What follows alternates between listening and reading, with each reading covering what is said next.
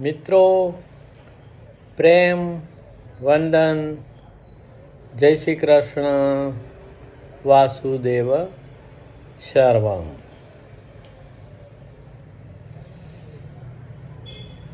વાસુદેવ સર્વમની ભાવના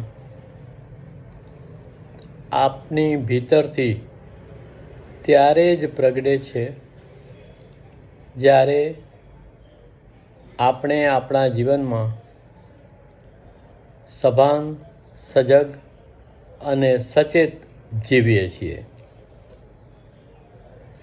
બાકી બધા જય શ્રી કૃષ્ણ કે જય શ્રી રામ આપણી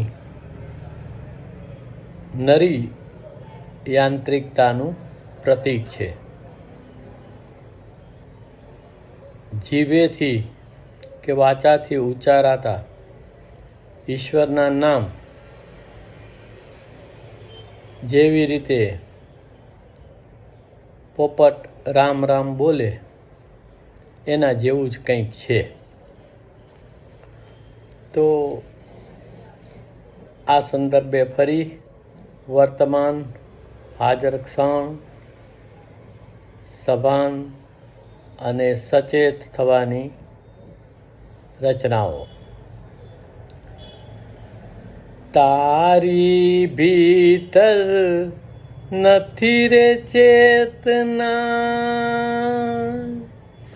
તારી ભીતર નથી રે ચેતના, આથી ભીતર ભરી છે વેદના, આથી ભીતર ભરી છે વેદના. તારી ભીતર નથી રે ચેતના, આથી ભીતર ભરી રે વેદના. સામાન્ય મનુષ્યનું જીવન દુઃખદાયી, કલેશપૂર્ણ વીતી જાય છે. આ જે વેદના છે એ આધ્યાત્મિક ભાષામાં બિનજરૂરી અથવા અનાવશ્યક વેદના છે. પરંતુ યાંત્રિક જીવન અને આપણી અંદર રહેલા જુદા જુદા જે કેન્દ્રો છે એની ગરબડ એટલે એકનું કામ બીજા કરે ને બીજાનું કામ ત્રીજો કરે, કોઈ પણ કેન્દ્ર બરાબર કામ ન કરે એટલે આ વેદનાનું નિર્માણ થાય છે. તારી ભીતર નથી રે ચેતના, તો આ કારણ છે કે આપણે સજગ નથી, સચેત નથી, સભાન નથી. આથી ભીતર ભરી રે વેદના, આથી ભીતર ભરી રે વેદના, તારી ભીતર નથી રે ચેતના. તો આવું કેમ બને છે? તો ગીતામાં જેમ કૃષ્ણ ભગવાન કહે છે એ વાત છે કે વીતરાગ ભય મુક્ત ન હો તું, વીતરાગ ભય મુક્ત ન હો તું, તારી ભીતર ભરી રે ખેવના, વીતરાગ ભય મુક્ત ન હો તું. શા માટે? તારી ભીતર ભરી રે ખેવના. તો આપણી અંદર જે આ ઈચ્છાઓ છે, અપેક્ષાઓ છે, આશાઓ છે એ ક્યારે પણ પરિપૂર્ણ થતી જ નથી. પૂરી થાય તો બીજી જન્મે, ત્રીજી જન્મે. તો આ ઈચ્છા અપેક્ષાથી પર થઈ જવું અથવા ઈચ્છા રહિત થઈ જવું એ જ જીવનની મુક્તિ કઈ છે. બ્રહ્મલીન શ્રીરામ સુખદાસજીએ ગીતામાં વારંવાર લખ્યું છે કે જીવવાની ઈચ્છા મરી જવી, ઈચ્છાઓ અપેક્ષાઓનો નાશ થઈ જવો, આ બે અગત્યના પાસા છે જીવન મુક્ત થવા માટે.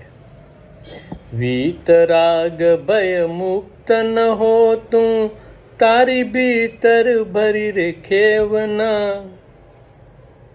અને આગળ વાત છે કે શંભુ મેળો છો અનેકુનો, શંભુ મેળો છો અનેકુનો, ના ખરા હુની છે ખરી ચેતના, ના ખરા હુની છે ખરી ચેતના, તારી ભીતર નથી રે ચેતના, આથી ભીતર ભરી રે વેદના.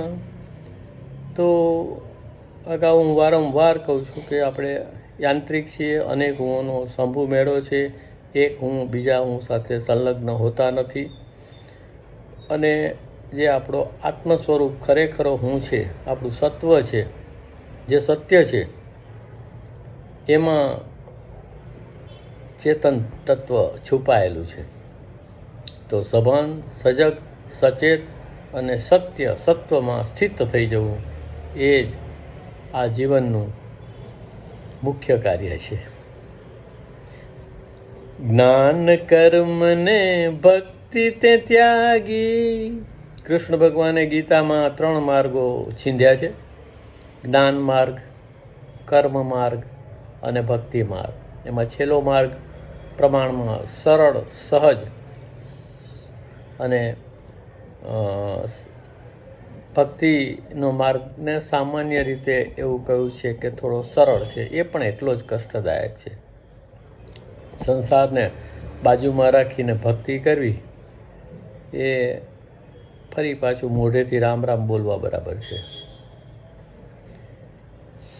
જ્ઞાન કર્મ ને ભક્તિ તે ત્યાગી, આ મોહ મમ તે મરી રે ચેતના.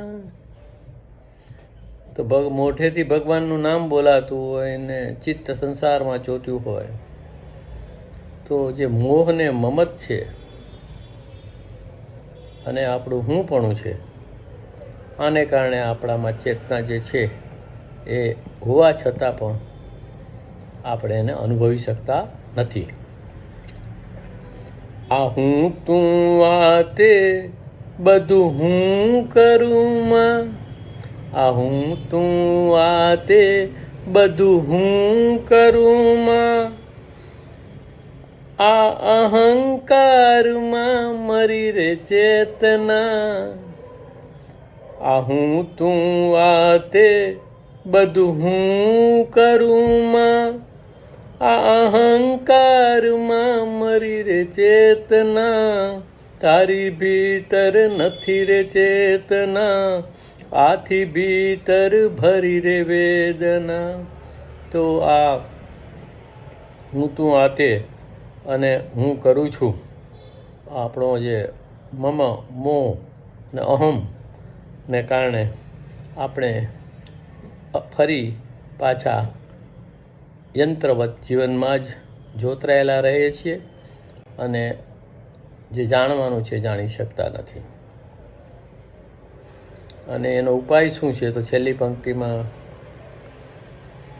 આત્મન જી કે સુનો રે સાધો, આત્મન જી કે સુનો રે સાધો, તારી જ ભીતર ભરી છે ચેતના, તારી જ ભીતર ભરી છે ચેતના.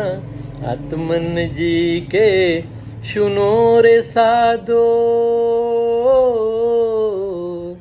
આત્મનજી કે સુનો રે સાધો, તારી ભીતર ભરી છે ચેતના, તારી ભીતર નથી રે ચેતના, આથી ભીતર ભરી રે વેદના.